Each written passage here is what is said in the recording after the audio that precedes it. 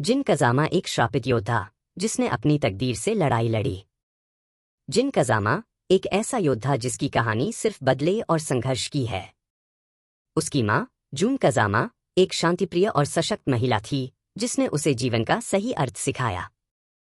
वह प्रकृति, संतुलन और आंतरिक शांति में विश्वास रखती थी, लेकिन उसे नहीं पता था कि उसका बेटा एक ऐसे श्राप को लेकर पैदा हुआ है जो उसे तबाही की राह पर ले जाएगा। जिन एक सामान्य जीवन जी रहा था जब तक कि ओगर नामक एक रहस्यमय राक्षस ने उसकी मां पर हमला नहीं किया। जून ने पूरी ताकत से अपने बेटे को बचाने की कोशिश की, लेकिन वह अचानक गायब हो गई। जिन के लिए उसकी दुनिया वहीं खत्म हो गई। उसकी मां का जाना उसके लिए एक गहरे जख्म जैसा था और अब उसके दिल में सिर्फ एक ही चीज बची थी, बदला।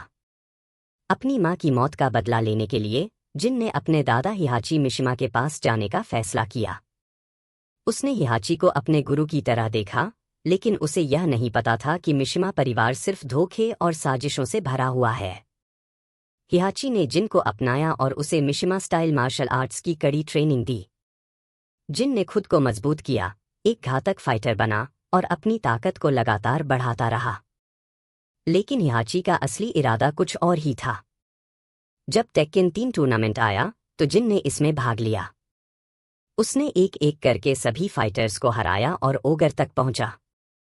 एक जबरदस्त मुकाबले में उसने ओगर को शिकस्त दी और अपनी मां की मौत का बदला ले लिया। उसे लगा कि अब उसकी जिंदगी सामान्य हो जाएगी, लेकिन वह यह नहीं जानता था कि असली खतरा अभी बाकी है। ओगर को हराने के तुरंत बाद हिहाची मिशिमा ने जिन के साथ सबसे बड़ा धोखा किया, उस पर सीधा हमला कर दिया और उसे गोली मार दी। हिहाची को डर था कि जिन उसके लिए खतरा बन सकता है, इसलिए उसने उसे खत्म करने की कोशिश की। लेकिन हिहाची यह नहीं जानता था कि जिन सिर्फ एक आम इंसान नहीं था, उसके अंदर डेविल जीन छिपा था। गोली लगने के बाद जिन की अंदरूनी शैतानी शक्ति जाग उठी। उसकी आंखें लाल हो गईं, उसके अंदर से एक अनजान और खतरनाक शक्ति निकलने लगी। पहली बार डेविल जिन दुनिया के सामने आया। उसने हिहाची पर कहर बरपाया, उसे हवा में उड़ा दिया और खुद उड़कर कहीं गायब हो गया। अब जिन कज़ामा का सफर बदल चुका था। वह सिर्फ एक योद्धा नहीं था, बल्कि अपने अंदर छिपे शैतान से भी लड़ रहा था। अब जिन को एहसास हो चुका था कि वह सिर्फ अपने दुश्मनों से नहीं, बल्कि खुद से भी लड़ रहा है। उसे पता था कि उसके अंदर मिशिमा खून है, एक ऐसा खून जो सिर्फ नफरत, धोखे और तबाही से भरा हुआ था। वह इस श्राप से मुक्त होना चाहता था, इसलिए उसने अपनी मिशिमा जड़ों से नाता तोड़ लिया और खुद को एकांत में डाल दिया। लेकिन जब टेक्केन 4 टूर्नामेंट घोषित हुआ तो जिन ने इसमें भाग लेने का फैसला किया।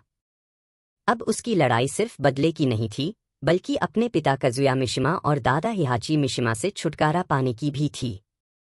टूर्नामेंट में जिन ने एक बार फिर से अपने विरोधियों को हराया, लेकिन जब वह फाइनल में पहुंचा तो उसे धोखे से हिहाची और कजुया के जाल में फंसा दिया गया।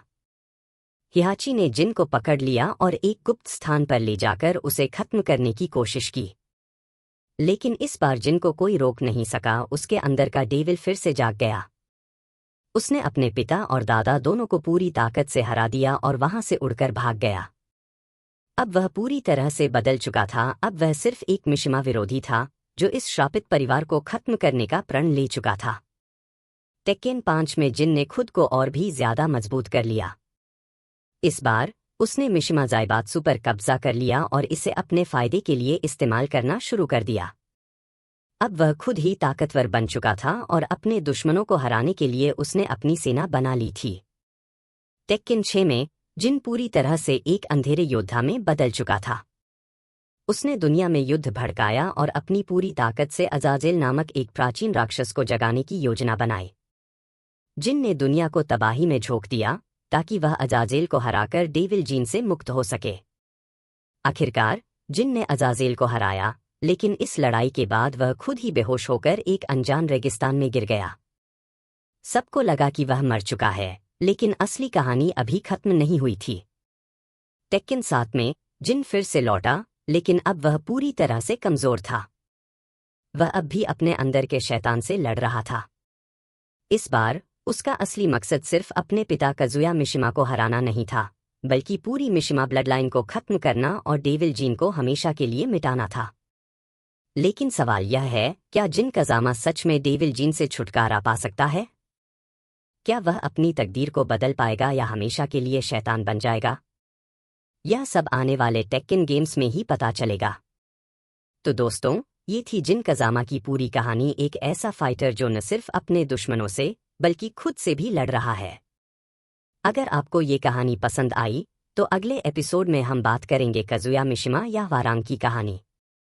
बताइए कौन सा फाइटर चाहिए और अगली कहानी तैयार हो जाएगी।